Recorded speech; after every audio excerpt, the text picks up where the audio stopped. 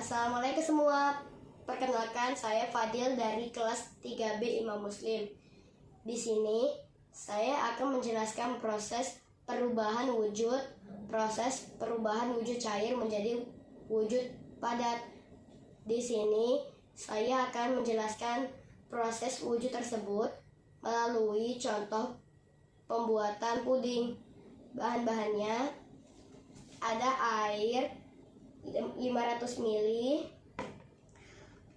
bubuk puding, gula, dan cetakan wadah puding.